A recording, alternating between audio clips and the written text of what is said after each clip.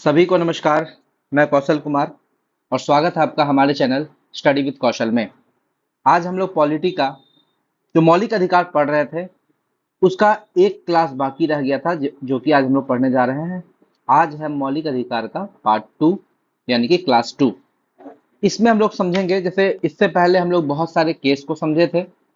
मौलिक अधिकार क्यों जरूरी है, किसके विरुद्ध दिया जाता है, आर्टिकल 12, 13, 14, 15, 16, 17, 18 तक पढ़े थे। आज हम लोग मौलिक अधिकार जितना भी बचा हुआ है उन सारे चीजों को पूरे बेसिक से पढ़ लेंगे, पूरे अच्छे से समझेंगे। और अगर इसमें किसी को कोई परेशानी आएगा आप लोग कमेंट कीजिएगा। मुझे नहीं लगता है कि इसमें कोई भी परेशानी आएगी। देखिए, आज हम लोग स्टार्ट करने वाले हैं राइट टू फ्रीडम यानी कि स्वतंत्रता का अधिकार। विश्वास रखिए, अगर आप मेरे चैनल को देखते हैं तो इससे बेटर आपको जानकारी कहीं भी नहीं मिलने वाली, कहीं भी नहीं। ना तो इतना डिटेल में कोई पढ़ाने वाला है और ना ही इतनी अच्छी से आपको कोई बीएसएससी की तैयारी करवाने वाला है। और एक चीज और, अगर आपने अभी तक मेरे चैनल को सब्सक्राइब नहीं किया है तो तुरंत सब्सक्राइब कर लीजिए। ज़्यादा से ज़्यादा लोगों को मेरा वीडियो फैलाइए, शेयर कीजिए, अपने दोस्तों को दीजिए, अपने अपने जो दोस्तों का ग्रुप है, जो पढ़ाई का ग्रुप है, उसमें ग्रुप में सेंड कीजिए। ज़्यादा से ज़्यादा लोगों को इस चैनल से जोड़िए।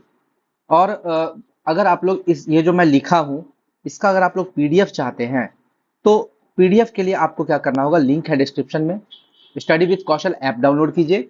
वहां पर आपको कुछ कोर्सेज हैं, जैसे आप अलग अलग पीडीएफ लेना चाहते हैं तो आपको पीडीएफ अलग अलग मिल जाएगा।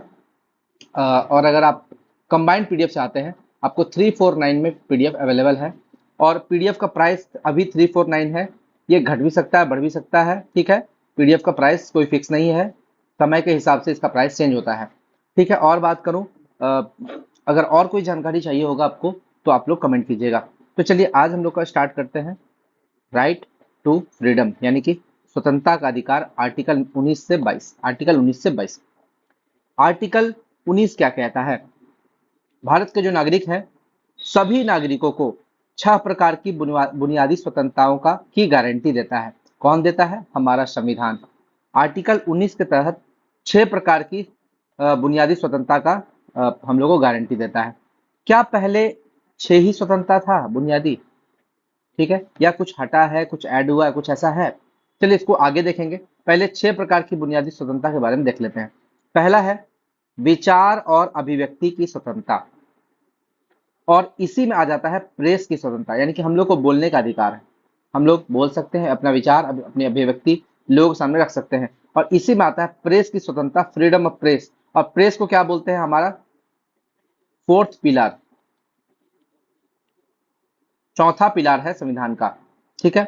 आगे बात करते हैं, बिना हथियार के शांतिपूर्ण सम्मेलन करने की स्वतंत्रता भी आर्टिकल 19 में है। तीसरा, संघ बनाने की स्वतंत्रता। ये देखिए, सहकारी समिति बनाने की स्वतंत्रता, संघ बनाने की स्वतंत्रता, ये आर्टिकल 19 का 1 का सी में है। देखिए, ये 19 का 1 का ए हो गया, ये 19 का 1 का बी हो गया, और ये हो गया 19 का 1 का सी। यानी कि ये जो संघ बनाने की स्वतंत्रता है 19 का 1 का सी में है। आप लोग हमको कमेंट करके बताइएगा इसको कब जोड़ा गया था, 19 का 1 का सी कब जोड़ा गया था? सहकारी समिति बनाने की व्यवस्था जो है। आगे बात करते हैं तो आर्टिकल 19 में अगला पॉइंट क्या है? भारत के राज्य क्षेत्र में स्वतंत्र भ्रमण करने की स्वतंत्रता। स्वतंत्रता पूर्वक आप कहीं भी इधर उधर घूम सकते हैं, भ्रमण कर सकते हैं। भारत के किसी भी भाग में निवास करने और बसने की स्वतंत्रता। अब आप लोग कहीं भी जाके अपना रेसिडेंस बना सकते हैं, कहीं भी बस सकते हैं, ठीक है। किसी भी देश, किसी भी राज्य में आप जाके वहां पर आप नौकरी कर सकते हैं, बस सकते हैं। लेकिन आपको कोई बिजनेस करने का, कारोबार करने का अधिकार जो है वो 19 का सबसे लास्ट वाला पॉइंट देता है। वृत्ति, आजीविका, व्यापार या कारोबार करने की स्वतंत्रता, ये सबसे लास्ट वाला पॉइंट है। अब समझिएगा, ये जो आर्टिकल 19 है, ये अधिकार जो है कोई आत्यांतिक या असीमित अधिकार नहीं है। इसको सीमित किया जा सकता है, इसको रोका जा सकता है।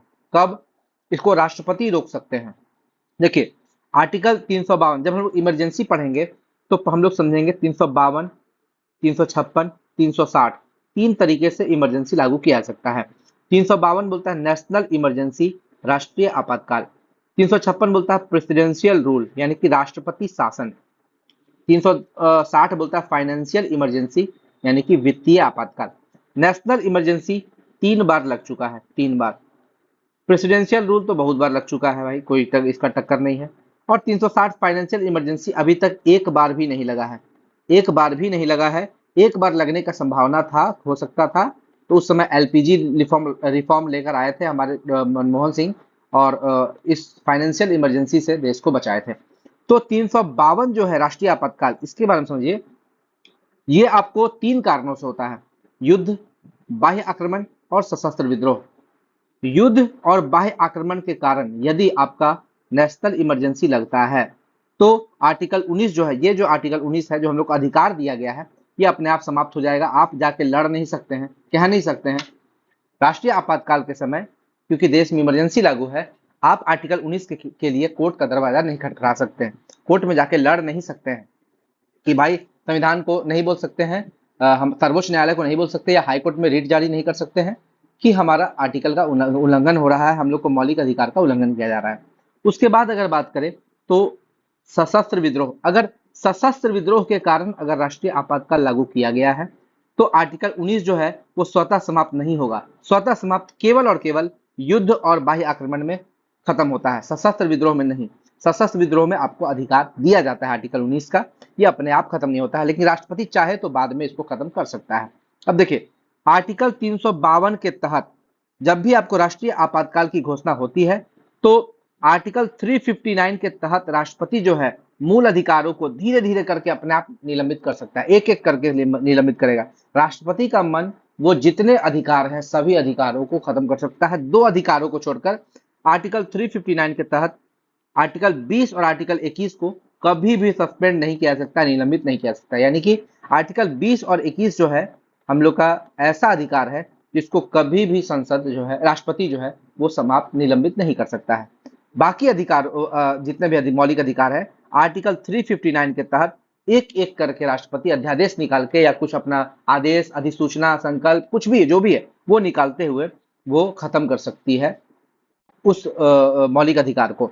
लेकिन आर्टिकल 19 जो है वो अगर युद्ध और बाह्य आक्रमण के कारण अगर राष्ट्रीय आपातकाल की घोषणा हुई तो राष्ट्रपति को कोई आदेश निकालने की जरूरत नहीं पड़ती, वो अपने आप मान लिया जाता है कि आर्टिकल 19 स्वतः समाप्त हो चुका है। ये आपको याद रखना है। अन्य सभी अधिकारों को राष्ट्रपति एक के बाद एक उद्घोषणा करके निलंबित कर सकता है। ठीक है, ये तो बता ही दिए, आगे आते हैं। 16वां संविधान संशोधन देखते हैं क्या है। 16वां संविधान संशोधन भारत की संप्रभुता और अखंडता के आधार पर आर्टिकल 19 में प्रतिबंध लगाया जा सकता है। ये 16वां संविधान संशोधन क्या बोलता है कि आर्टिकल 19 में केवल नेशनल इमरजेंसी के समय ही आपको नहीं मतलब इस पे प्रतिबंध नहीं लगाया सकता है। एक और तरीका है आर्टिकल 19 पर प्रतिबंध लगाने का, वो है 16वां संविधान संशोधन। ये कहता है कि भारत की संप्रभुता और अखंडता को अगर खतरा है तो आर्टिकल 19 में प्रतिबंध लगाया जा सकता है। ये क्या बोलता है? सार्वजनिक व्यवस्था, नैतिकता के आधार पर, राष्ट्रीय सुरक्षा, देश की सुरक्षा के आधार पर, और मैत्री संबंध, मान लीजिए भारत और नेपाल का कोई मैत्री संबंध है, या भारत अमेरिका का, भारत रूस का कोई मैत्री संबंध है, तो उस मैत्री संबंध को देखते हुए आर्टिकल 19 में प्रतिबंध किए जा सकते हैं। यानी कि 16वां संविधान संशोधन 4 ऐसे कारण बताते हैं जब सार्वजनिक व्यवस्था, नैतिकता, राष्ट्रीय सुरक्षा और मैत्री संबंध, जब आर्टिकल 19 में प्रतिबंध लगाए जा सकते हैं। अब देखिए, एक और तरीका है न्यायालय की अवमानना, कंटेम्प्ट ऑफ कोर्ट। न्यायालय की अवमानना करने पर भी, के आधार पर भी आर्टिकल 19 में प्रतिबंध लगाया जा सकता है। ये भी आप लोग समझ लीजिए। शांतिपूर्ण सम्मेलन करने का जो अधिकार है, याद रखिए, यहाँ कहाँ पर देखिए, यहाँ पर कहाँ गया, हाँ 19 का 1 का बी, 19 का 1 का बी, ये दूसरा नंबर पॉइंट। बिना हथियार के शांतिपूर्ण सम्मेलन करने की स्वतंत्रता है, लेकिन बहुत लोग इसको शांतिपूर्ण सम्मेलन के समय में हड़ताल कर देता है। हड़ताल नहीं है, याद रखिएगा, शांतिपूर्ण सम्मेलन जो है वो हड़ताल का अधिकार नहीं है, याद रखिएगा, हड़ताल नहीं कर सकते आप। यातायात नियंत्रण में प्रतिबंध लगा सकते हैं, यानी कि मान लीजिए कि अगर यातायात में आपको नियंत्रण करना है, ट्रैफिक कंट्रोल करना है, तो आप शांतिपूर्ण सम्मेलन जो है आर्टिकल 19 का 1 का बी में आप लोग क्या कर सकते हैं, रोक लगा सकते हैं। पीएम या सीएम की सिक्योरिटी को अगर मद्देनजर, या अगर मान लीजिए कि कहीं पर पीएम या सीएम का दौरा है और वहां पर लोग रोड पे जमा है, तो उसको देखते हुए आपको अभिव्यक्ति की स्वतंत्रता या शांतिपूर्ण सम्मेलन जो हो रहा है, आपको हड़ताल, उसको हटा दिया जाएगा, रोड खाली करवा दिया जाएगा। याद रखिएगा, शांतिपूर्ण सम्मेलन जो है वो पीएम या सीएम की सिक्योरिटी या कोई स्पेशल सिक्योरिटी, राज्यपाल की सिक्योरिटी, राष्ट्रपति की सिक्योरिटी, उस समय में भी आपको शांतिपूर्ण सम्मेलन को हटा दिया जाएगा। आबाद संचरण यानी कि राष्ट्रीय सुरक्षा, जनजातियों का हित, नैतिकता इत्यादि के आधार पर आबाद संचरण पर प्रतिबंध लगाया जा सकता है, यानी कि आप खुलेआम कहीं भी भारत में नहीं जा सकते हैं। ऐसे तो आपको बसने का, कहीं भी घूमने का, फिरने का अधिकार है। देखिए, कहीं भी राज्य क्षेत्र में स्वतंत्र भ्रमण करने की स्वतंत्रता है, लेकिन राष्ट्रीय हित को देखते हुए प्रतिबंध लगा सकता है। ऐसे मान लीजिए आप चले जाइएगा जबरदस्ती जम्मू कश्मीर या कोई प्रतिबंधित क्षेत्र जहां पर सरकार मना कर रहा है कि आपको नहीं जाना है, उस क्षेत्र में आप नहीं जा सकते हैं, वहां पर आपको रोक सकता है। अगर किसी जनजाति को खतरा, जैसे मान लीजिए सेंटिनल सेंटिनल जनजाति है, सेंटिनल जनजाति है ना अंडमान निकोबार की, वो सेंटिनल आइलैंड पे रहती है, और उस सेंटिनल आइलैंड में किसी भी मानव जाति का जो और भारत के अदर राज्य के हैं, उसको वहां जाने पर प्रतिबंध है। तो अगर वो वहां जाएंगे, वो लोग तीर धनुष से उसका खात्मा कर देंगे, खत्म कर देंगे, सीधा तीर धनुष निकालेंगे, मार देंगे। सेंटिनल जनजाति अभी भी मुख्य धारा से नहीं जुड़ पाई है, वो बहुत लोअर अभी जिंदगी बसर कर रही है। ठीक है, आगे बात करें। पेशेवर अपराधी को, अगर कोई पेशेवर अपराधी है, उसको कहीं भी निवास करने, बसने आदि का अधिकार नहीं है, याद रखिएगा। व्यवसाय की स्वतंत्रता का बात करें तो याद रखिएगा, इसमें अनैतिक कृत्य शामिल नहीं है। जैसे आपको कुछ भी व्यवसाय करने का स्वतंत्रता है, तो आप कुछ भी व्यवसाय नहीं कर सकते हैं। आप पोर्नोग्राफी नहीं कर सकते हैं, पोर्नोग्राफी नहीं कर सकते हैं, ये भी एक व्यवसाय है। इस व्यवसाय को खत्म है, मतलब ये जिसमें अनैतिक कृत्य किया जाए उसको आप लोग नहीं कर सकते। जैसे वैश्यावृत्ति आप लोग नहीं कर सकते हैं, वैश्यावृत्ति नहीं कर सकते हैं, इसको हमारा संविधान मान्यता नहीं देता है। अब आते हैं, ये तो था आर्टिकल 19, देखिए पूरे डिटेल से मैंने बताया है। अब आर्टिकल 20 में आते हैं। आर्टिकल 20 में, आर्टिकल 20 क्या बोलता है? जब तक व्यक्ति ने किसी कानून की अवहेलना करके कोई अपराध न किया हो, उसे दोष सिद्ध नहीं किया जा सकता। यानी कि अगर मान लीजिए कि आर्टिकल 20 देखिए क्या कहता है कि कोई व्यक्ति जब तक अपराध करेगा ही नहीं, तब तक आप उसको दोष सिद्ध क्यों करेंगे, दोषी साबित क्यों कराएंगे, ये आर्टिकल 20 बोलता है। दूसरा, जिस समय किसी व्यक्ति ने कोई अपराध किया था, यानी कि जिस समय किसी व्यक्ति ने कोई अपराध किया था, उस समय अपराध के लिए जो दंड की संभावना थी, उस व्यक्ति को उससे अधिक दंड नहीं दिया जा सकता है। ऐसे मान लीजिए, इस पॉइंट को समझिएगा क्या है। दूसरा नंबर क्या पॉइंट बोलता है कि मान लीजिए किसी का मर्डर करने पर 20 साल की सजा है। मान लीजिए, एक बात बोल रहा है, ठीक है, मान लीजिए किसी का मर्डर करने पर 20 साल की सजा है, लेकिन 2024 में या 25 में कोई कानून आता है, वो बोलता है मर्डर करने पर अब आपको 25 साल की सजा होगी। तो चूंकि वो 2019 में खून किया है और 2025 में नया कानून आया, अब 25 में सजा दिया जाता है, तो ये नहीं देखेगा कि 25 में नया कानून उसको क्या सजा दे रहा है। वो जिस समय अपराध किया था, उस अपराध में उसको जो सजा दिया जाना था वही सजा दिया जाएगा। बाद में अगर कोई कानून चेंज होता है तो उसके अनुसार उसको सजा नहीं दिया जाएगा, याद रखिएगा। तो ये दूसरा नंबर पॉइंट कहता है। थर्ड नंबर पॉइंट क्या बोलता है? किसी व्यक्ति को एक अपराध के लिए एक से अधिक बार दंडित नहीं किया जा सकता है। मान लीजिए कि कोई मर्डर किया, कोर्ट ने उसको 10 साल की सजा सुनाई, मान लीजिए 10 साल की सजा सुनाई। मर्डर करने के बाद भी अगर आप कबूल लेते हैं, कोर्ट का टाइम बर्बाद नहीं करते हैं, तो आपको 10 साल की सजा सुनाई जाएगी। 10 साल की सजा सुनाई गई, आप वो 10 साल की सजा काट कर वापस आ गए, फिर पता चला कोर्ट ने आपको फिर से 10 साल की सजा सुना दी या 2 साल की सजा सुना दी। आप बोलेंगे भैया इस मामले के लिए मुझे एक बार सजा दिया जा सका है, तो उसी व्यक्ति को सेम अपराध के लिए, एक ही अपराध के लिए एक से अधिक बार दंडित नहीं किया जा सकता है। चौथा पॉइंट क्या बोलता है आर्टिकल 20 का? ये बोलता है किसी व्यक्ति को स्वयं के विरुद्ध गवाही के लिए विवश नहीं किया जा सकता। यानी कि किसी व्यक्ति को आप अपने खिलाफ ही गवाही देने के लिए नहीं बोल सकते हैं। जैसे आजकल देखिएगा नशा देता है, लाइट टेस्ट करवाया जाता है, नार्को टेस्ट करवाया जाता है, या फिर पॉलीग्राफ टेस्ट करवाया जाता है। उसको नशे में लाया जाता है और नशे में उससे पूछा जाता है। अगर क्रिमिनल जस्टिस हॉटस्टार पे, क्रिमिनल जस्टिस उसमें उसका वेब सीरीज है 4 पार्ट में, ठीक है। फर्स्ट पार्ट देखिएगा, फर्स्ट पार्ट में जो हीरो है उसको इसी चौथा नंबर टेस्ट करवाया गया, स्वयं के विरुद्ध गवाही दिलवाया गया, उससे पूछा गया, ठीक है, अपने विरुद्ध गवाही दिलवाने के लिए। लेकिन याद रखिएगा वो व्यक्ति एक्सेप्ट कर लिया था, सिग्नेचर कर दिया था। अगर आप साइन कर देते हैं, आप बोलते हैं कि हाँ ठीक है मुझे लाइट टेस्ट करवाइए, मुझे पॉलीग्राफ टेस्ट करवाइए, आपको क्या करेगा, एक जगह पे लिटा देगा, आपको इंजेक्शन देगा या जो भी देगा, ठीक है, आपको नशे की हालत में लाएगा और वो पता कर लेगा कि आप जो बोल रहे हैं वो झूठ है कि सच है, ठीक है। वो सच आपका पता कर लेगा, क्योंकि उस समय आप जो बोलिएगा नशे में, वो आप लगभग मैक्सिमम पार्ट है वो सच ही बोलेंगे। आगे बात करते हैं आर्टिकल 21। आर्टिकल 21 क्या बोलता है?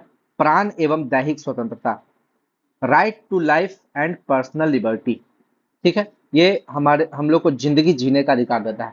और वो भी जिंदगी ऐसे नहीं जीने, जिंदगी हम लोग ऐसे जिएंगे पूरे गरिमा के साथ। आगे पढ़ेंगे, किसी व्यक्ति को उसके प्राण या दैहिक स्वतंत्रता से विधि द्वारा स्थापित प्रक्रिया के अनुसार ही वंचित किया जाएगा, अन्यथा नहीं। यानी कि अगर वो कोई ऐसा कृत्य करता है जो विधि उसको गलत मानती है, तभी उसको ये आर्टिकल 21, जैसे मान लीजिए वो किसी का मर्डर कर दिया और कोर्ट उसको सजा दे दिया, फिर इसका भी खून कर दिया जाए, तो वहां पर उसका प्राण और दैहिक स्वतंत्रता जो है वो खत्म हो जाता है, क्योंकि उसने ऐसा कृत्य किया है। तो विधि द्वारा स्थापित प्रक्रिया के अनुसार ही वंचित करेंगे, नहीं तो और कोई तरीका नहीं है कि उसको आर्टिकल 21 से वंचित कर सकें। याद रखिएगा, आर्टिकल 20 और आर्टिकल 21 ये कभी खत्म नहीं हो सकता है। हम बताए थे आपको केवल भारतीय नागरिक को कौन कौन सा अधिकार प्राप्त है, 15, 16, 19, 29, 30। ठीक है, केवल भारतीय नागरिक को प्राप्त है। और ये आर्टिकल 20 और 21 ऐसा है जो सबको प्राप्त है और इसको कभी खत्म नहीं कर सकते हैं। राष्ट्रपति चाहे तो हर अधिकार को, जितना भी मौलिक अधिकार है, आर्टिकल 359 के तहत उसको खत्म कर सकता है, लेकिन 20 और 21 को वो कभी भी खत्म नहीं कर सकता है, इसलिए ये बहुत जरूरी हो जाता है। अब देखिए, ये नागरिक और गैर नागरिक दोनों को प्राप्त है। आर्टिकल 21 जो है ये भारत के नागरिक को भी है और विदेशी नागरिक को भी है। ऐसा थोड़ी है कि विदेशी नागरिक आएगा तो उसको मार दीजिएगा, ऐसा नहीं होगा। अब देखिए, धीरे धीरे करके कोर्ट ने कुछ फैसला सुनाया और फैसले में क्या हुआ, इसमें धीरे धीरे कुछ कुछ चीज ऐड होता चला गया। क्या क्या चीज ऐड हो गया, देखिए इसमें क्या क्या समाहित है आर्टिकल 21 में। आर्टिकल 21 ही कहता है निजता का अधिकार, राइट टू प्राइवेसी। जैसे आधार कार्ड का जो मामला आया था 2019 में, कि आधार कार्ड हमारी पर्सनल जानकारी को वो साझा कर रहा है, शेयर कर रहा है बहुत लोगों से, तो वहां पर हमारा निजता का अधिकार का हनन हो रहा है। बहुत ज्यादा मामला चला कोर्ट में। और जैसे कि मान लीजिए कि हम सिम लेने जा रहे हैं, और मान लीजिए कि हम कोई टेस्ट करवाए हैं मान लीजिए हॉस्पिटल में, उस हॉस्पिटल टेस्ट में बता दिया कि ये लड़की प्रेग्नेंट है। ठीक है, और वो कोई सिम लेने गई फॉर्म भरने के लिए, तो जो जो फॉर्म भर रहा है वहां पर उसका आधार कार्ड का सारा जानकारी आ गया, तो ये डाटा उसको, उस फॉर्म भरने वाले को नहीं पता चलेगा, नहीं पता चलना चाहिए कि भाई मैं प्रेग्नेंट हुई थी कि नहीं हुई थी। या उसी आधार कार्ड से हम कोई दूसरा फॉर्म भर रहे हैं या किसी चीज में यूज कर रहे हैं, तो हम लोग को, अगर हम उस आधार कार्ड से हम लोग 10 चीज कर रहे हैं, तो 9 चीज का जानकारी 10वें चीज में क्यों देना, वो मेरा पर्सनल चीज है, वहां पर निजता का अधिकार का हनन होता है। तो यही आर्टिकल 21 बोलता है निजता का अधिकार के बारे में भी। ऐसा नहीं है कि ये सिर्फ प्राण और दैहिक स्वतंत्रता के बारे में है, निजता का अधिकार भी इसी में समाहित कर लिया गया है आर्टिकल 21 में। और समझिए, मानवीय गरिमा के साथ जीने की स्वतंत्रता, याद रखिएगा, आप गरिमा के साथ जिएंगे भी और मरने की भी स्वतंत्रता, याद रखिएगा, गरिमा के साथ मरने की भी स्वतंत्रता है। एक देश है बेल्जियम और नीदरलैंड, शायद यही दोनों देश है जहां पर यूथेनेसिया अभी लागू है। यूथेनेसिया को बोला जाता है इच्छा मृत्यु। यानी कि अगर कोई बहुत पीड़ा में है, बहुत कष्ट में है, तो उसको उसकी इच्छा के अनुसार मौत दिया जा सकता है, मृत्यु दिया जा सकता है। मान लीजिए उसको बहुत कष्ट हो रहा है जिंदगी जीने में, डॉक्टर इंजेक्शन देगा और वो उसको बिना दर्द के वो मर जाएगा, उसको इच्छा मृत्यु बोलते हैं। लेकिन भारत में यूथेनेसिया नहीं है, उसको, भारत में यूथेनेसिया लागू नहीं है। लेकिन याद रखिएगा, मरने की भी स्वतंत्रता है, तो गरिमा के साथ। ऐसा नहीं है कि आप कोई उसको टॉर्चर करके मार दे। ठीक है, याद रखिएगा, जीने की स्वतंत्रता भी गरिमा के साथ और मरने की स्वतंत्रता भी गरिमा के साथ। अगला देखिएगा, आर्टिकल 21 में और क्या है, स्वास्थ्य, निजता, आजीविका, आवास का अधिकार। तो निजता तो बता ही दिए, स्वास्थ्य की स्वतंत्रता, आजीविका की स्वतंत्रता और आवास का अधिकार, उसका घर है, कोई छीन नहीं सकता है। विदेश यात्रा का अधिकार इसी में है, आर्टिकल 21 में है।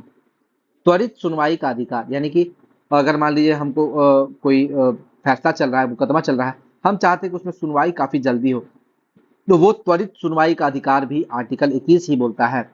हथकड़ी लगाने के विरुद्ध अधिकार, मान लीजिए कोई छोटा सा मामला हमको पकड़ा है, ठीक है, हम अगर जा रहे हैं कोर्ट या कहीं पे दूसरे जगह जा रहे हैं जहाँ पुलिस हमें पकड़ के ले जा रही है, तो हमें पुलिस हथकड़ी क्यों लगाएगी। हथकड़ी लगाया जाता है जब बहुत जघन्य अपराध हो, बहुत बड़ा अपराध हो, बहुत हीनियस क्राइम हो, उस समय में हथकड़ी लगाया जाता है। तो भाई छोटा मोटा क्राइम में अगर आपको हथकड़ी लगा रही है, तो वो भी आपके आर्टिकल 21 का उल्लंघन है। ठीक है, देर से फांसी लगाने के विरुद्ध अधिकार, ये भी है। देखिए, जैसे मान लीजिए कि कोई व्यक्ति है, उसको अभी मान लीजिए आज कितना तारीख है, आज हो गया आपका 20 सितंबर, ठीक है, और कोर्ट जो है उसको फैसला सुना दिया है कि उसको 10 अक्टूबर को फांसी होगी, 10 अक्टूबर को फांसी होगी। ठीक है, देखिए इसके बीच में गैप कितना है, 10 दिन तो हो गया आपका सितंबर में, और 10 दिन इधर, 20 दिन। अब बताइए उसको अगर फांसी लगाने का सजा दे दिया है कोर्ट, तो भाई उसको जल्दी से फांसी दीजिए ना, उसमें 20 दिन का लेट क्यों कर रहे हैं? वो 20 दिन में 20 बार मरेगा, एक बार उससे अच्छा मार दीजिए। यानी कि देर से फांसी लगाने के विरुद्ध अधिकार को भी मतलब भारत में एक अधिकार है कि अगर उसको फांसी का सजा दे दिया गया है तो बार बार उसको क्यों मार, तिल तिल करके क्यों मार रहे हैं? हर दिन वो मरेगा, कि एक दिन घटना है, एक दिन घटना, एक दिन और है बचा हुआ, एक दिन और बचा हुआ, एक एक दिन गिनेगा, वो मरने के लिए इंतजार करेगा। तो वो ऐसा नहीं है। और फांसी लगाने का सजा दे दिए है तो देर से फांसी लगाने के विरुद्ध अधिकार, देर से फांसी नहीं लगना चाहिए। फांसी देना है तो 2-3 दिन के अंदर दे दीजिए, या एक अगले ही दिन दे दीजिए।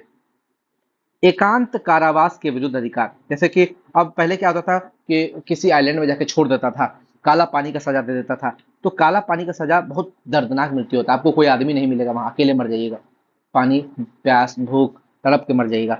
तो वो काला पानी का सजा पहले अंग्रेजों द्वारा दिया जाता था, अंडमान निकोबार में छोड़ देता था। तो एकांत कारावास के विरुद्ध अधिकार जो है, आपको अगर दंडित किया जाएगा, अगर कारावास की सजा दी जाएगी, तो वहां पे आपको लोगों के बीच में रखा जाएगा कि आपका जो परिवेश है वो जिंदा रह सके। आप सामाजिक पर्सन हैं, आप जेल में भी रहिएगा तो लोगों के साथ ही रहिएगा, अकेले नहीं रह सकते हैं। तो एकांत कारावास के विरुद्ध अधिकार भी जो है वो भी आर्टिकल 21 में ही है। हिरासत में शोषण के विरुद्ध अधिकार, अगर मान लीजिए आपको हिरासत में रखा गया है, जेल में रखा गया है, तो वहां पर आपको ऐसा नहीं कि डेली आके 2 घंटा मार रहा है, ऐसा नहीं। हिरासत में चले गए, अब आपको वहां कोई परेशान नहीं करना चाहिए, बशर्ते कि आपने कोई वहां पर गलत कृत्य ना किया हो। डॉक्टर की सहायता का अधिकार, सरकारी अस्पताल में इलाज, मान लीजिए आप सरकारी अस्पताल में जाते हैं, वहां पर आपका इलाज होता है, वो भी आपका आर्टिकल 21 में है। डॉक्टर की सहायता का अधिकार, आप अगर बीमार पड़ते हैं तो आपको डॉक्टर मिलना चाहिए, ऐसा नहीं कि कोई डॉक्टर आपको मना कर दिया, बोलेगा कि नहीं हम आपका इलाज नहीं करेंगे। आपातकालीन चिकित्सा सुविधा का अधिकार, आपातकालीन चिकित्सा सुविधा जो है वो इमरजेंसी जो आपका मेडिकल फैसिलिटी है, वो भी आपका आर्टिकल 21 में आ जाएगा।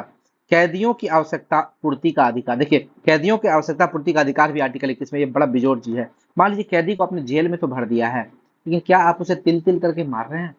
उससे अच्छा तो फांसी दे दीजिए। तो अगर आपने कैदी को रखा है तो उसे 3 चीज तो जरूर दीजिए, रोटी, कपड़ा और मकान। रहने के लिए घर चाहिए, खाने के लिए रोटी चाहिए, और कपड़ा चाहिए तन ढकने के लिए।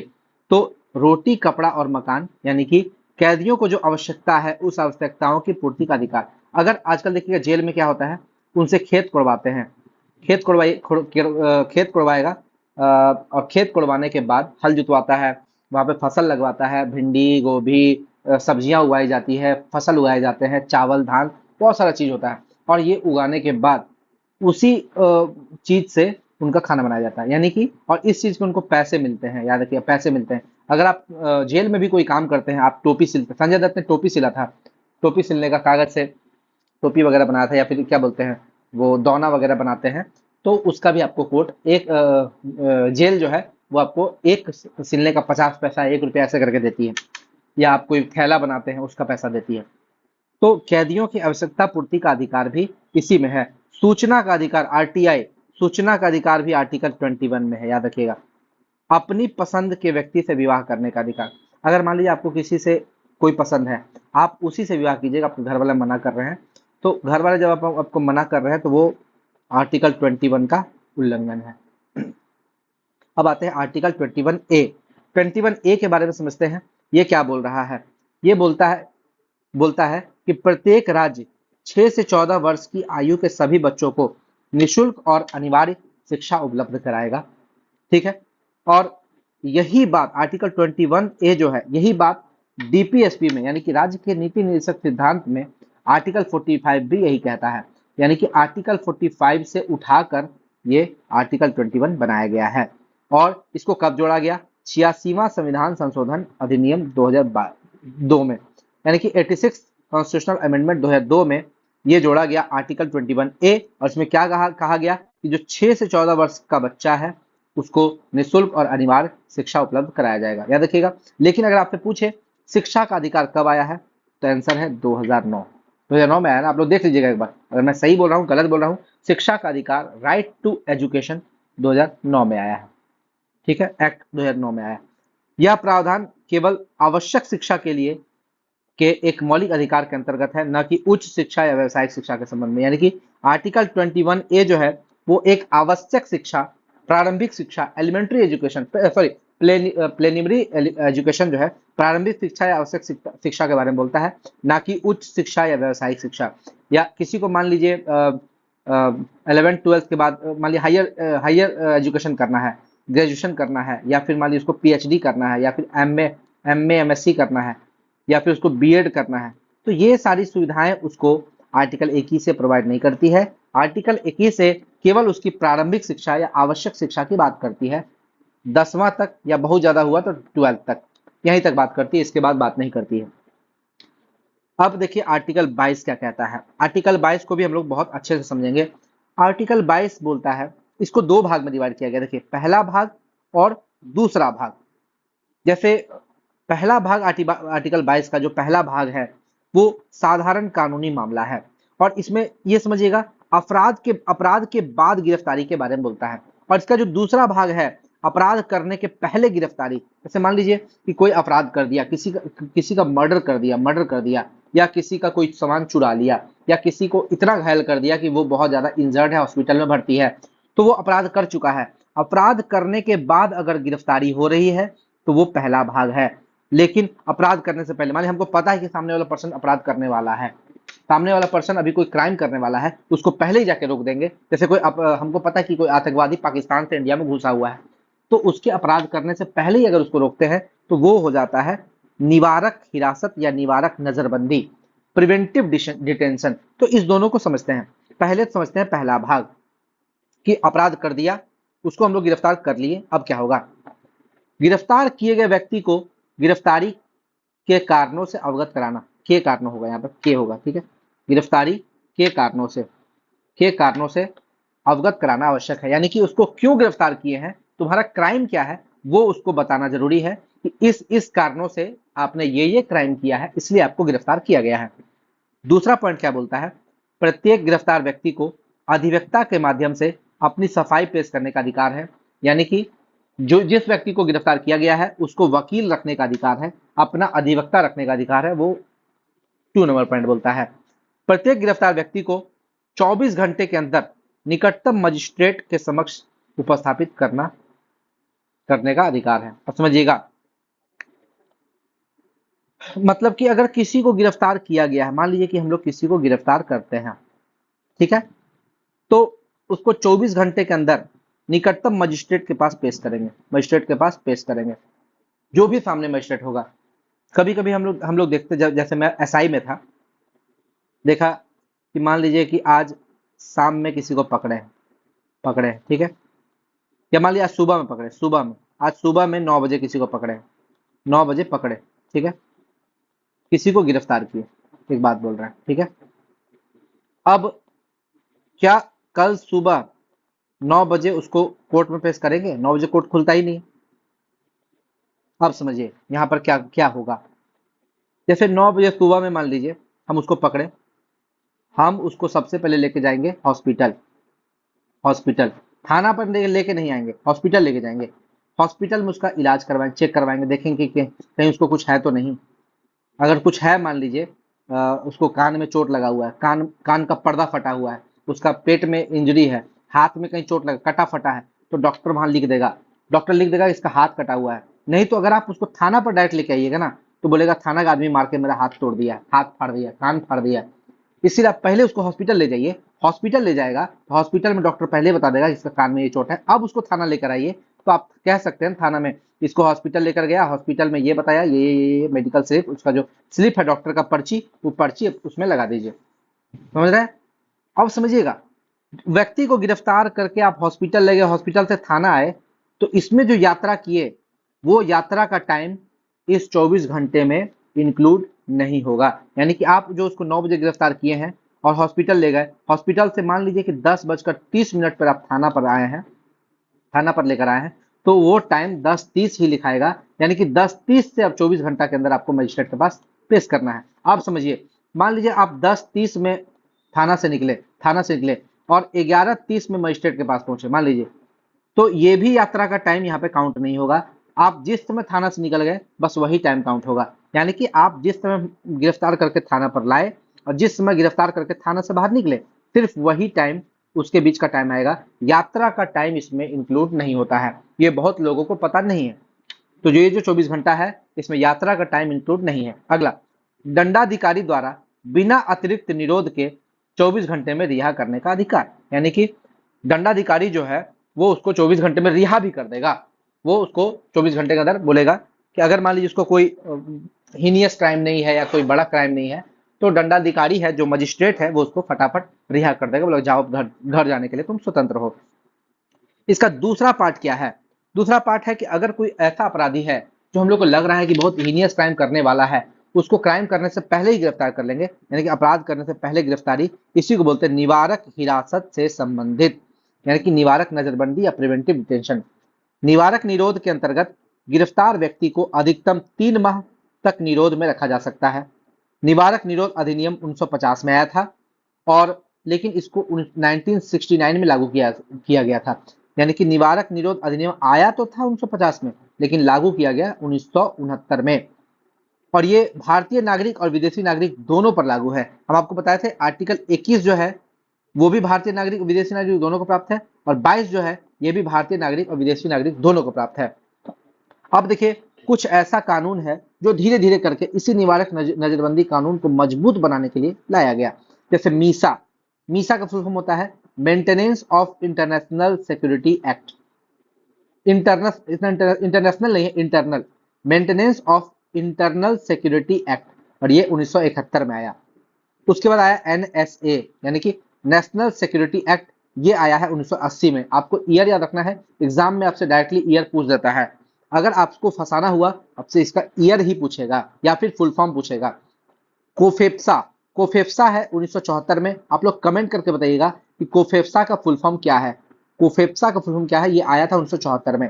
टाडा। टाडा और पोटा तो बहुत पूछता है, VVI मार दीजिए। टाडा आया था 1985 में और पोटा आया था 2002 में।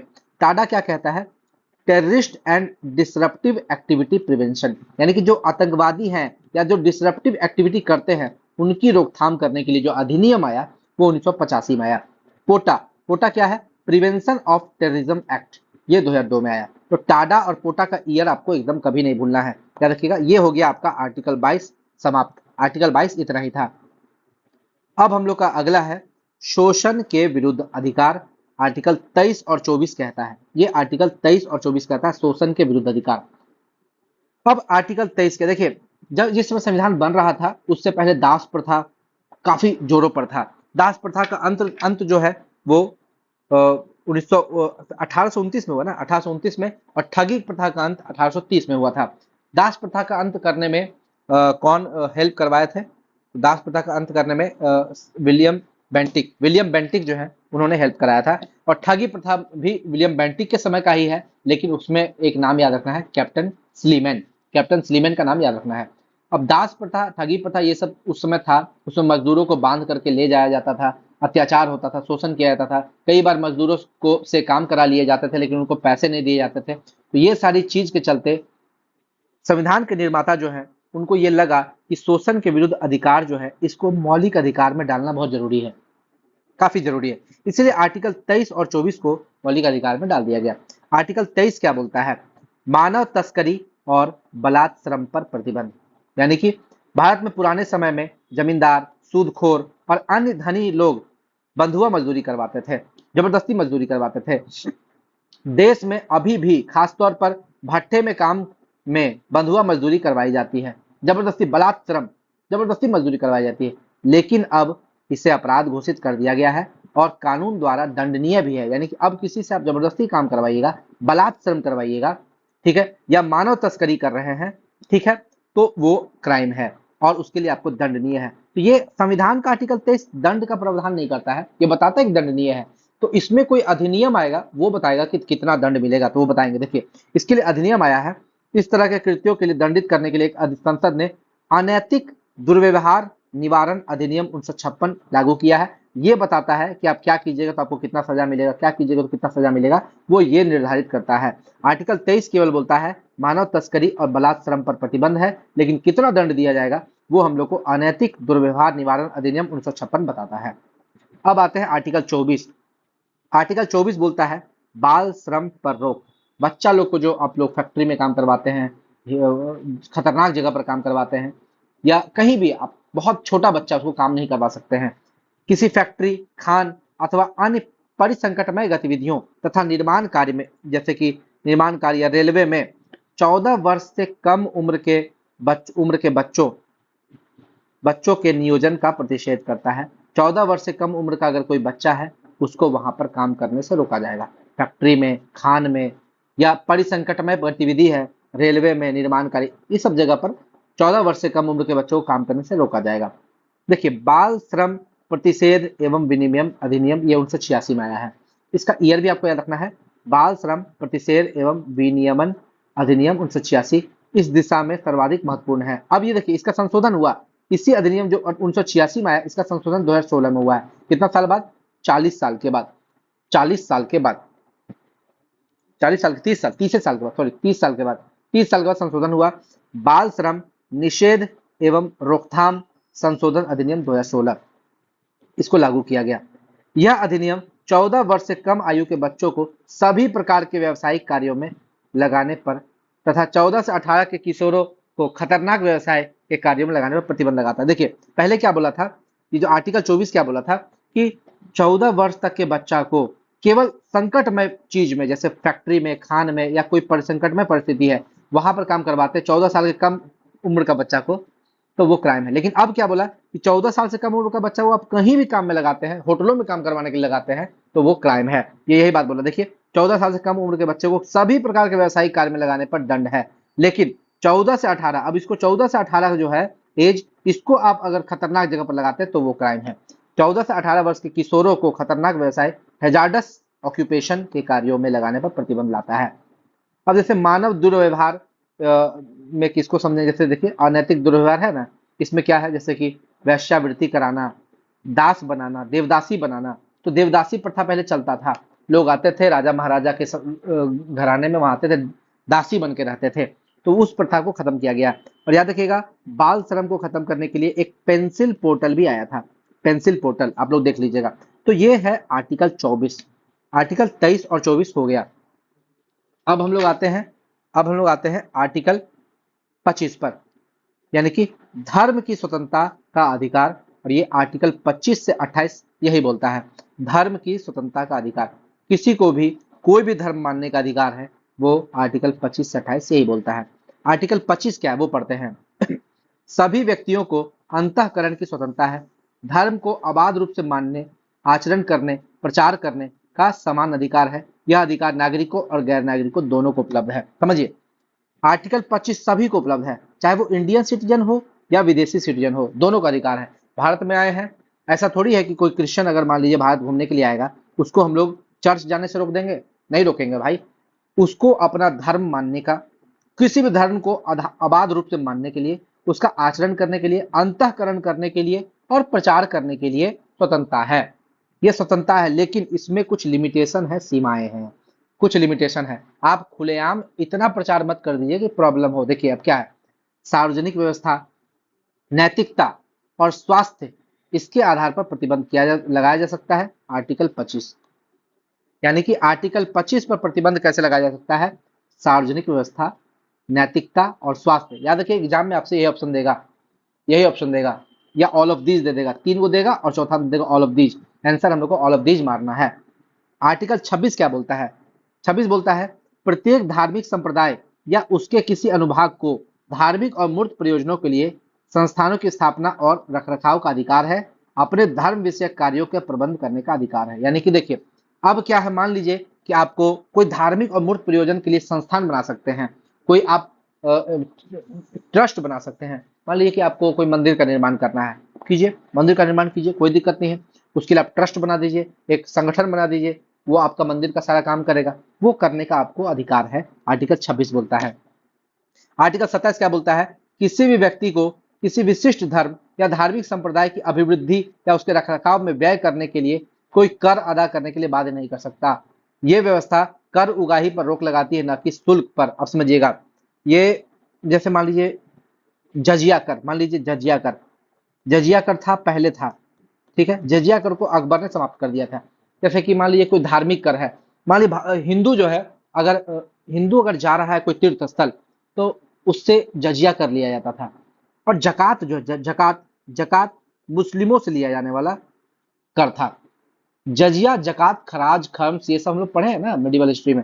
तो वो जजिया कर जैसे कि हिंदुओं पर लिया जाता था, वो एक धार्मिक कर था। यानी कि अगर मान लीजिए मुस्लिम जा रहे हैं मक्का और मदीना, तो भारत सरकार उससे बोलेगी कि आप मक्का अगर जा रहे हैं, मदीना जा रहे हैं घूमने के लिए, तो आप टैक्स दीजिए। तो ये नहीं ले सकते हैं टैक्स। आर्टिकल 27 इससे मना करता है। किसी भी व्यक्ति को किसी विशिष्ट धर्म या धार्मिक संप्रदाय की अभिवृद्धि करने, उसके रखरखाव में व्यय करने के लिए कोई कर अदा करने के लिए बाध्य नहीं कर सकता। देखिए, ये व्यवस्था कर उगाही पर रोक लगाती है, ना कि शुल्क पर। शुल्क पर रोक नहीं लगाती है, कर उगाही टैक्स लेने पर रोक लगाती है। 28 नंबर समझिएगा। 28 नंबर क्या कहता है आर्टिकल 28? 2 पॉइंट है इसमें, समझिएगा। जो विद्यालय पूरी तरह से सरकारी राजकोष में चलाए जाते हैं, उनमें किसी भी प्रकार की कोई धार्मिक शिक्षा नहीं दी जाएगी। ठीक है, यानी कि अगर मान लीजिए कि कोई संस्था है वो 100% सरकारी है, तो उसमें आप धार्मिक शिक्षा दे ही नहीं सकते हैं। दूसरा बात, जो विद्यालय सरकार से आंशिक वित्तीय सहायता प्रदान करता है, मान लीजिए कोई विद्यालय है जिसमें आप सरकार जो है कुछ 10%, 20%, 50% कुछ दे रहा, आंशिक सहायता कर रहा है, वहां पर जो है विद्यार्थी को आप अगर धार्मिक शिक्षा दे रहे हैं, तो उसके संरक्षक जो है, उसके गार्जियन जो है, उसकी स्वीकृति आवश्यक है। संरक्षक की स्वीकृति के बिना दी जाने वाली धार्मिक शिक्षा के लिए बाध्य नहीं किया जा सकता है। ये 2 नंबर बोलता है। और तीसरा पॉइंट भी समझ लीजिए, अगर मान लीजिए कि कोई 100% आपका प्राइवेट है, तो मान लीजिए सरकार उसमें 1 भी परसेंट अपना योगदान नहीं देता है, वहां पे आप धार्मिक शिक्षा दे सकते हैं। जैसे मदरसा वगैरह हो गया, वहां पे आप धार्मिक शिक्षा दे सकते हैं। या गुरुकुल हो गया, वहां पे आप धार्मिक शिक्षा दे सकते हैं। अगर सरकार उसमें 1% भी अपना पैसा दिया है, तो आप उसमें शिक्षा दीजिएगा तो जरा सोच समझ कर दीजिएगा धार्मिक शिक्षा। अब देखिए आर्टिकल 29 और 30 क्या बोलता है? संस्कृति और शिक्षा शिक्षा संबंधी अधिकार, संस्कृति और शिक्षा संबंधी अधिकार, ये आर्टिकल 29 और 30 बोलता है। आर्टिकल 29 क्या है? अल्पसंख्यक वर्गों को अपनी भाषा, बोली, लिपि और संस्कृति को सुरक्षित रखने का अधिकार है। और अल्पसंख्यक 2 तरीके से हो सकता है, एक तो धार्मिक अल्पसंख्यक और एक भाषाई अल्पसंख्यक। ये केवल भारतीय नागरिकों को प्राप्त है। अगर कोई विदेशी आता है, उसको हम लोग अल्पसंख्यक का दर्जा नहीं देंगे। केवल भारत में रहने वाला, इसीलिए 15, 16, 19, 29, 30, तो ये 29, 30 जो है, ये 29, 30 ये केवल भारतीय नागरिक को प्राप्त है, केवल भारतीय नागरिक को प्राप्त है। और ये संस्कृति और शिक्षा बचाने वाला अधिकार है, शिक्षा संबंधी अधिकार है। ये क्या बोलता है? कोई अल्पसंख्यक वर्ग है, ये अल्पसंख्यक के बारे में बोलता है। और वो अल्पसंख्यक धार्मिक अल्पसंख्यक भी हो सकता है, भाषाई अल्पसंख्यक भी हो सकता है। वो अपनी भाषा, बोली, लिपि और संस्कृति को बचाएगा, उसको अधिकार है। जैसे मान लीजिए कि कोई बुद्ध धर्म है, बुद्ध धर्म के लोग जो है, बुद्धिस्ट है, वो लोग अपनी संस्कृति को बचाएंगे, पाली भाषा को बचाएंगे, बुद्ध का जहां जहां पर स्थान, जैसे बोध गया को वो बचाएंगे, संरक्षित करेंगे। ठीक है, मुस्लिम का बात करें तो मुस्लिम जो अपने धार्मिक स्थल है, मस्जिद वगैरह, उसको बचाएंगे। ठीक है, तो अपनी भाषा, बोली, लिपि, संस्कृति, इसको बचाने का अधिकार है। जैसे किसी का लोक नृत्य है, आप उसके लोक नृत्य को खत्म नहीं कर सकते हैं, वो उसका संस्कृति है। और वो अल्पसंख्यक के बारे में बोला है, याद रखिएगा, ये अल्पसंख्यक के बारे में 29 बोलता है, ये बहुसंख्यक के लिए नहीं है। आर्टिकल 30 क्या बोलता है? सभी अल्पसंख्यक वर्ग को शिक्षा संस्थानों की स्थापना और प्रशासन करने का अधिकार है। जितने भी अल्पसंख्यक समूह है, वो शिक्षा संस्थान की स्थापना कर सकते हैं और प्रशासन, उसमें प्रशासन भी करने का अधिकार है। धर्म या भाषा के आधार पर संस्था बनाएगी, वो या तो धर्म के आधार पर या तो भाषा के आधार पर अपना संस्था बना सकती है। कौन? अल्पसंख्यक वर्ग। राज्य जो है आर्थिक सहायता में अल्पसंख्यक द्वारा प्रबंधित किसी भी शैक्षिक संस्थान में के साथ भेदभाव नहीं करेगा। यानी कि कोई भी अगर राज्य शैक्षणिक संस्थान बना रहा है, उसमें आर्थिक सहायता अगर देता है, तो अल्पसंख्यक के साथ भेदभाव नहीं करेगा। जिस तरह वो सबको देता है, उस तरह अल्पसंख्यक को भी देगा। आर्टिकल 30, 29 और 30 समझ गए। अब हम लोग आते हैं, एक अधिकार 31 जो है उसको समाप्त कर दिया गया है, तो वो है संपत्ति का अधिकार। देखिए, मूल संविधान के आर्टिकल 19 का 31, 31A, 31B, 31C में संपत्ति के अधिकार और उन पर लगाई गई सीमाओं से संबंधित प्रावधान थे, पहले थे। 19 का 1, 31, 31A, 19 का 1 का भी कोई पॉइंट होगा, ABCD कुछ होगा, वो छूट गया है, वो आप लोग देख लीजिएगा एक बार। ठीक है, वो छूट गया है। 31, 31A, 31B, 31C, वहां पर संपत्ति का अधिकार से संबंधित कुछ प्रावधान था, लेकिन 44वां संविधान संशोधन 1978 में आया, इसके द्वारा संपत्ति के अधिकार को मौलिक अधिकार से हटा दिया गया तथा इसे पार्ट 12, अब कहां पर है, पहले पार्ट 3 में था मौलिक अधिकार, किसमें, पार्ट 3 में, पहले पार्ट 3 में था, 3 से उठाकर पार्ट 12 में ले गया और 12 में भी कौन सा आर्टिकल, आर्टिकल 300A में डाल दिया गया। यानी कि पहले जो आपका संपत्ति का अधिकार एक मौलिक अधिकार था, अब मौलिक अधिकार नहीं है, संपत्ति का अधिकार एक विधिक अधिकार है, कानूनी अधिकार है, एक लीगल राइट है। यानी कि कानून के अधिकार के बिना किसी को भी उसके संपत्ति से वंचित नहीं किया जाएगा। ये अब मौलिक अधिकार नहीं है, ये एक कानूनी अधिकार है, विधिक अधिकार है। अब आते हैं संवैधानिक उपचारों का अधिकार, आर्टिकल 32। आर्टिकल 32 जो है, जो संवैधानिक उपचारों का अधिकार है, इसको हम लोग ऐसे पढ़ेंगे जैसा आपने आज तक कभी नहीं पढ़ा होगा। आज तक कभी इतना डिटेल में इतने अच्छे से आपने पढ़ा ही नहीं होगा, या कुछ आपको अंतर जो है, जैसे उत्प्रेषण और प्रतिषेध में क्या अंतर है वो आपको पता ही नहीं होगा। छोटा मोटा डिफरेंस, छोटा मोटा चीज जो इसमें हम आपको बता रहे हैं, वो आपका मार्क्स इनहेंस करेगा एग्जाम में। अगर आपको बहुत कंसेप्चुअल क्वेश्चन पूछा तो आपको कोई पराजित नहीं कर सकता है, ऐसा मैं पढ़ा रहा हूँ आपको। चलिए स्टार्ट करते हैं। आर्टिकल 32। हमारा संविधान न केवल कतिपय मूल अधिकारों की गारंटी देता है, वरन सरकार द्वारा नागरिकों के अधिकारों की अवहेलना के लिए किए गए कार्यों के विरुद्ध नागरिकों को उपचार करने का अधिकार भी देता है। यानी कि अगर किसी के मौलिक अधिकार का उल्लंघन होता है तो वो सीधा जा सकता है हाई कोर्ट या सुप्रीम कोर्ट। हाई कोर्ट या सुप्रीम कोर्ट, हाई कोर्ट जाएगा आर्टिकल 226 के तहत और सुप्रीम कोर्ट जाएगा आर्टिकल 32 के तहत। यानी कि आर्टिकल 32 जो है उसके तहत सुप्रीम कोर्ट जा सकते हैं और आर्टिकल 226 के तहत हाई कोर्ट जा सकते हैं। मूल अधिकारों के उल्लंघन के विरुद्ध रिट जारी करने की शक्ति है हाई कोर्ट और सुप्रीम कोर्ट और हाई कोर्ट में। यानी कि अगर हमारे मौलिक अधिकार का उल्लंघन किया जा सकता है तो सुप्रीम कोर्ट या हाई कोर्ट रिट जारी कर सकती है। आर्टिकल 32 जो है, इसको डॉक्टर भीमराव अंबेडकर ने क्या कहा था, आर्टिकल 32 को संविधान की मूल आत्मा और हृदय, या कहीं कहीं संविधान की हृदय और आत्मा, हृदय पहले आत्मा बाद में, जो भी है देख लीजिएगा, आत्मा या हृदय या आत्मा, जो भी है, हृदय आत्मा बताया, क्योंकि यह पीड़ित नागरिक के मौलिक अधिकारों के प्रवर्तन के लिए उपायों का अधिकार प्रदान करता है। आर्टिकल 32 से उसको उपाय, अगर मान लीजिए किसी को शिक्षा का अधिकार नहीं दिया जा रहा, 21A नहीं दिया गया, तो जाके सुप्रीम कोर्ट में दायर किया जा सकता है। या कोई अपना काम सही से नहीं कर रहा है, कोई सरकारी कर्मचारी अपना काम सही से नहीं कर रहा है, आप जाइए कोर्ट में, बोलिए आदमी काम सही से नहीं कर रहा है, तो वो उसकी सुप्रीम कोर्ट या हाई कोर्ट उसकी जांच करेगी, पता चल जाएगा बाद में, अगर वो पकड़ा गया तो फंसेगा, उसकी नौकरी भी जा सकती है। तो यही अधिकार देता है आर्टिकल 32। देखिए, उच्चतम न्यायालय और उच्च न्यायालय दोनों रिट जारी कर सकता है, दोनों 5 प्रकार का रिट जारी कर सकता है। लेकिन यार आगे हम बताएंगे कि सुप्रीम कोर्ट जो रिट जारी करता है और हाई कोर्ट जो रिट जारी करता है, दोनों में थोड़ा सा अंतर है, दोनों में अंतर है। हाई कोर्ट को थोड़ा ज्यादा पावर है, ठीक है, लेकिन हम लोग बताएंगे, इसका कंपेरिजन करके बताएंगे सुप्रीम कोर्ट और हाई कोर्ट का जो रिट है उसमें क्या डिफरेंस है, आगे बताएंगे। पहले इस दोनों को जो 5 प्रकार का रिट है उसको देख लेते हैं। सबसे पहला रिट है बंदी प्रत्यक्षीकरण, और याद रखिएगा बंदी प्रत्यक्षीकरण का इंग्लिश में भी नाम आपको याद रखना है, हेबियस कॉर्पस। यानी कि यह रिट उस व्यक्ति के विरुद्ध जारी किया जाता है जो किसी अन्य व्यक्ति को निरोध में रखता है। यानी कि अगर मान लीजिए कि कोई पुलिस वाला है तो किसी व्यक्ति को निरोध में रखा हुआ है, पकड़ के रखा हुआ है, तो ये रिट बोलता है 24 घंटे के अंदर उसको मजिस्ट्रेट में पेश कर दिए, नहीं तो आपके खिलाफ कार्रवाई की जाएगी। इसमें गिरफ्तार करने वाले व्यक्ति को यह आदेश दिया जाता है कि 24 घंटे के अंदर वह उस व्यक्ति को निकटतम दंडाधिकारी जो भी होगा, मजिस्ट्रेट होगा, उसके समक्ष उपस्थित करे जिसको उसने गिरफ्तार किया है। इसमें यात्रा की अवधि सम्मिलित नहीं, याद रखिएगा, ये हम आपको पहले बता चुके हैं कि ये जो यात्रा की अवधि होती है, ट्रेवल का टाइम होता है, मजिस्ट्रेट के पास आप पेश कर रहे हैं उसमें वो काउंट नहीं होता है। अगला है परमादेश यानी कि मैंडेमस, ये रिट आपको इंग्लिश में भी याद रखना है, हिंदी में भी याद रखना है। परमादेश, इसका अर्थ क्या होता है, आपसे पूछता है परमादेश का अर्थ क्या है। इसका अर्थ होता है हम आज्ञा देते हैं। यानी कि अगर आपने सुप्रीम कोर्ट में रिट जारी किया गया है तो सुप्रीम कोर्ट ये आदेश देते हैं, हम आज्ञा देते हैं, यानी कि सुप्रीम कोर्ट आज्ञा देते हैं, ठीक है, हम आज्ञा देते हैं, यही है परमादेश। तो ये क्या होता है, यह किसी व्यक्ति या निकाय, यानी कि कोई सार्वजनिक या अर्ध सार्वजनिक निकाय के विरुद्ध भी जारी किया जा सकता है, को उस स्थिति में कर्तव्य पालन करने का आदेश देता है यदि इन निकायों ने ऐसा कार्य करने से मना किया हो। यदि कोई अपना कर्तव्य करने से मना करता है, कोई काम करने से मना करता है, तो हम लोग उसको क्या बोलते हैं कि भाई जाओ काम करो। अब इसको हम ट्रिक से याद किए, भूल जाते हैं एग्जाम में।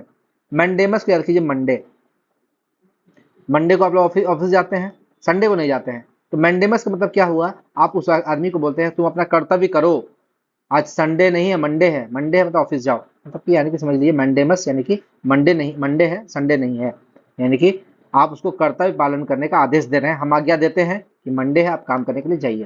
तो ऐसी ये ट्रिक है याद रखने का, आप भूल जाते हैं तो। परमादेश को क्या बोलते हैं, मैंडेमस, यानी कि यह उस व्यक्ति के खिलाफ भी लागू किया जा सकता है या कोई निकाय, कोई बॉडी उसके खिलाफ भी हम लोग दे सकते हैं। कॉन्स्टिट्यूशनल बॉडी हो या नॉन कॉन्स्टिट्यूशनल बॉडी हो, उस बॉडी के खिलाफ भी हम लोग क्या बोलते हैं ये आदेश दे सकते हैं। वो सार्वजनिक हो या अर्ध सार्वजनिक, अर्ध सार्वजनिक यानी कि कोई पीएसयू हो, public sector unit undertaking, public sector undertaking हो, उसके विरुद्ध भी हम लोग ये परमादेश जारी कर सकते हैं। अगला है अधिकार परीक्षा यानी कि क्यूओ वारंटो। क्यूओ वारंटो, अब देखिए पूछ देगा कि अधिकार परीक्षा का अर्थ क्या है या क्यूओ वारंटो का अर्थ क्या है, तो आपको इसका अर्थ भी याद रखना है। आप क्या प्राधिकार हैं, आप क्या प्राधिकार हैं, यानी कि आप पूछ रहा है आप कौन है, क्या प्राधिकार है।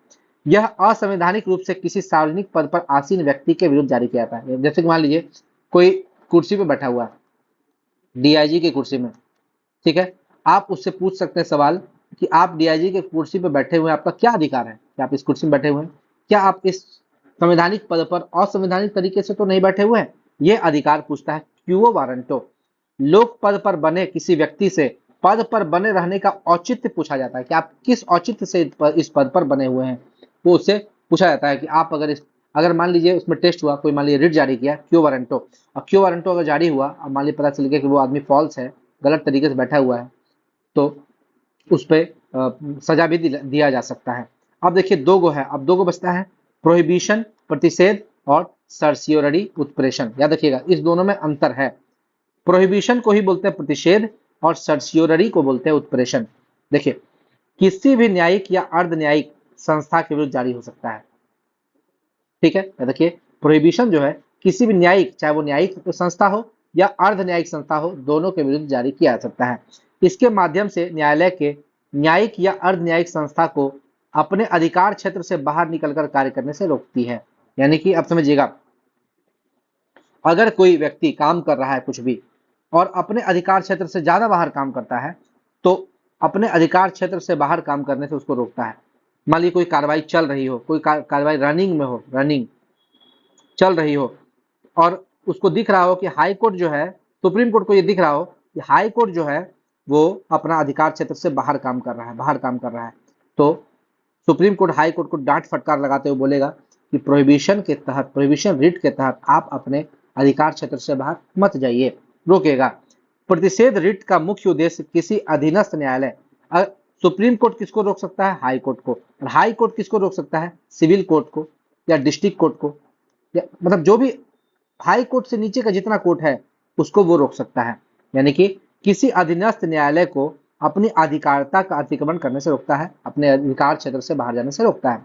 विधायिका, कार्यपालिका या किसी निजी संस्था के विरुद्ध इसका प्रयोग नहीं होता। याद रखिएगा ये जो रिट है प्रोहिबिशन, इसका प्रयोग विधायिका के विरुद्ध नहीं होगा, कार्यपालिका के विरुद्ध नहीं होगा, या किसी निजी संस्था के विरुद्ध भी नहीं। कोई प्राइवेट कंपनी है, कोई प्राइवेट फर्म है, उसके विरुद्ध भी आप प्रोहिबिशन नहीं लगा सकते हैं। ये केवल और केवल आप सरकारी न्यायिक और अर्ध न्यायिक संस्था के विरुद्ध लगा सकते हैं, प्राइवेट के खिलाफ नहीं लगा सकते हैं। सर्सियोररी का बात करें, उत्प्रेषण, यह रिट किसी वरिष्ठ न्यायालय द्वारा किसी अधीनस्थ न्यायालय या न्यायिक निकाय को अपनी अधिकारिता का उल्लंघन कर रहा हो को रोकने के लिए किया जाता है। अब समझिए ये भी तो वही है, ये भी वही है। अब बोलिएगा सर इसमें भी तो अपना अधिकार क्षेत्र से बाहर जाने से रोक रहा है, इसमें भी वही कर रहा है, तो दोनों में अंतर क्या है, ये अंतर पूछ सकता है। तो दोनों में अंतर ये है कि प्रोहिबिशन उस समय लगाया जाता है जब कोई काम कर रहा हो और वो अपने अधिकार क्षेत्र से बाहर कर दिया हो, लेकिन सर्सियोरी तब लगाया जाता है ये उस रनिंग के लिए किया जाता है, यानी कि अभी भी वो अधिकार क्षेत्र से बाहर जाके काम कर रहा हो। लेकिन सर्सियोरी क्या है, सर्सियोरी का मतलब है वो अधिकार क्षेत्र से बाहर जाकर कोई ऑर्डर पास कर दिया, ठीक है, ऑर्डर पास होने के बाद, ऑर्डर पास होने, कार्रवाई समाप्त होने के बाद अगर वो काम किया जा रहा है तो वो सर्सियोरी है, उत्प्रेषण है। तो सी से सर्सियोरी, सी से कैंसिल, ऐसे याद रखिए, सी से कैंसिल का, cancel the order, order cancel करने के लिए इसको आप ऐसे याद रखिए। यानी कि कोई हाई कोर्ट जो है कोई आदेश पारित कर दिया, तो अब आदेश पारित कर दिया तो अब वो अपना ही पारित आदेश को, उसका पारित आदेश को सुप्रीम कोर्ट खारिज कर सकता है, खत्म कर सकता है। तो यही अंतर है। प्रतिषेध रिट, ये जो प्रतिषेध है ये उस समय जारी की जाती है जब कोई कार्रवाई चल रही हो। इसका मूल उद्देश्य कार्रवाई को रोकना होता है, कार्रवाई को संक्षिप्त करना होता है, जैसे रोकना, कार्रवाई को रोकना, चल रही कार्रवाई को रोकना, चल रही कार्यवाही रोकना।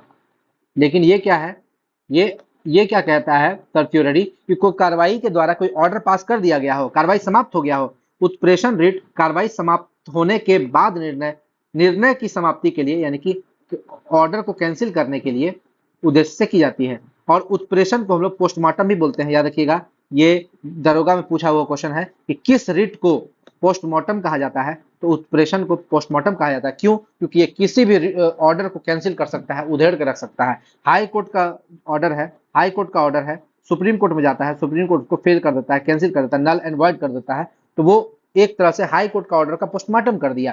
याद रखिएगा, उत्प्रेषण को ही पोस्टमार्टम भी कहते हैं।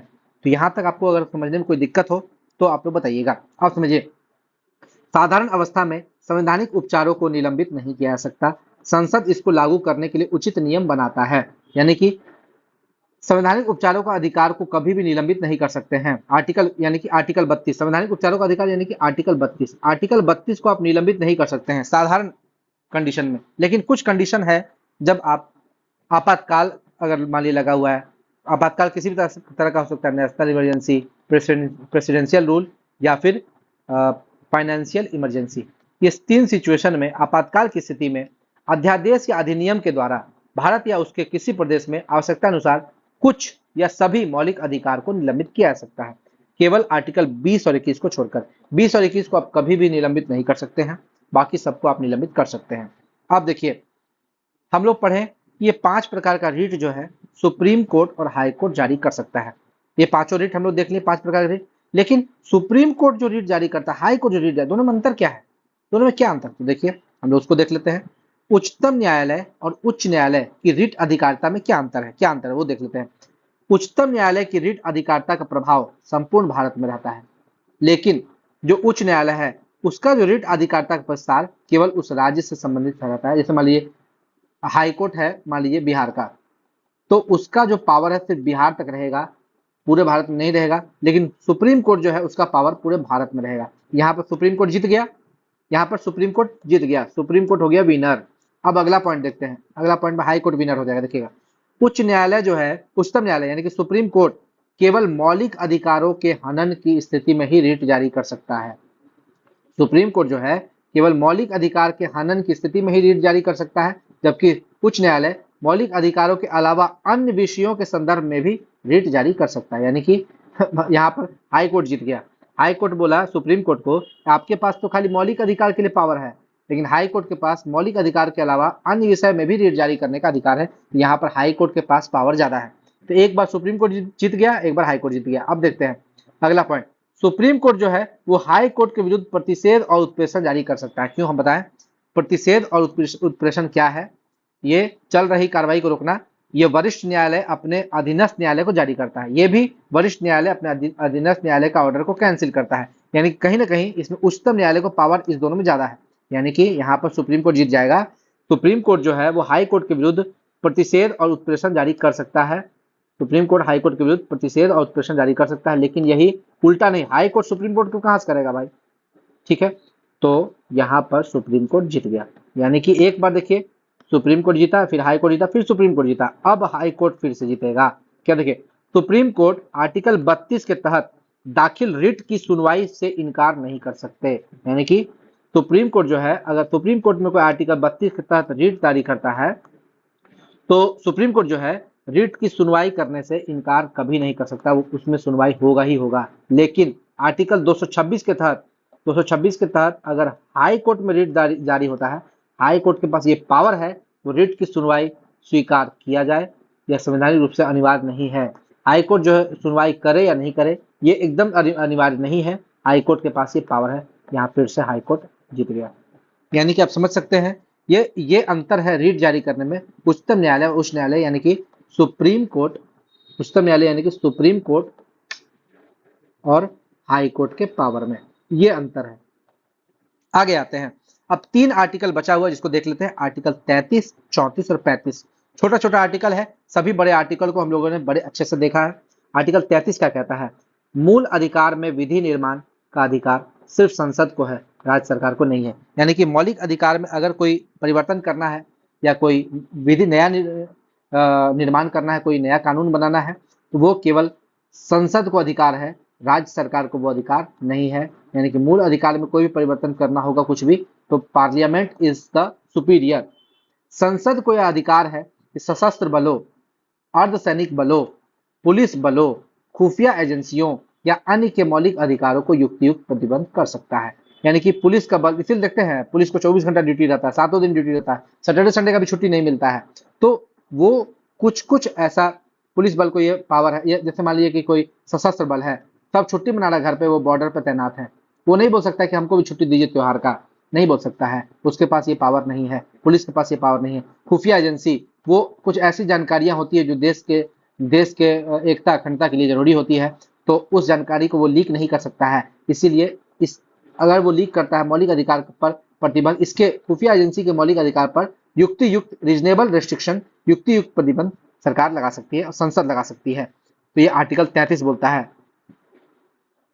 34 क्या बोलता है? Martial law. मार्शल लॉ यानी कि सैन्य शासन। मार्शल लॉ इंदिरा गांधी के समय लगा था। मार्शल लॉ यानी कि सैन्य शासन के समय क्षेत्रों में मूल अधिकारों पर प्रतिबंध लगाया जा सकता है, ये आर्टिकल 34 बोलता है। आर्टिकल 35 क्या बोलता है? केवल संसद को कुछ विशेष अधिकार, केवल संसद को कुछ विशेष मौलिक अधिकारों को प्रभावी बनाने के लिए कानून बनाने की शक्ति प्रदान करता है। देखिए ये तो वही है, कानून बनाएगा तो वो संसद ही बनाएगा। 33 भी यही बोलता है, लेकिन 33 ये भी बोलता है कि पुलिस बल, खुफिया एजेंसी, सशस्त्र बल, अर्धसैनिक बल का मौलिक अधिकार को काट भी सकता है, उसको काट भी सकता है। लेकिन ये क्या बोलता है? 35 क्या बोलता है कि कुछ शर्त लागू करता है। 35 जैसे निवास की शर्त, अगर मान ली मौलिक अधिकार को प्रभावी बनाने के लिए वो कुछ दंड निर्धारित कर देगा, कुछ कानून बना देगा, तो वो 35 में आएगा। जैसे 35A के तहत जो है जम्मू कश्मीर से संबंधित निवास की शर्तें थी, जैसे जम्मू कश्मीर में कोई जमीन नहीं खरीद सकता है, ये बहुत फालतू नियम था। आर्टिकल 35A 35A को समाप्त कर दिया गया 2019 में। ये था हमारा मौलिक अधिकार का वीडियो। तो आपको कैसा लगा मेरा वीडियो? अगर आपको मेरा वीडियो अच्छा लगा हो, आप मेरे चैनल को लाइक, शेयर और सब्सक्राइब कीजिएगा। ज़्यादा से ज़्यादा लोगों को ये वीडियो फैलाइएगा। धन्यवाद।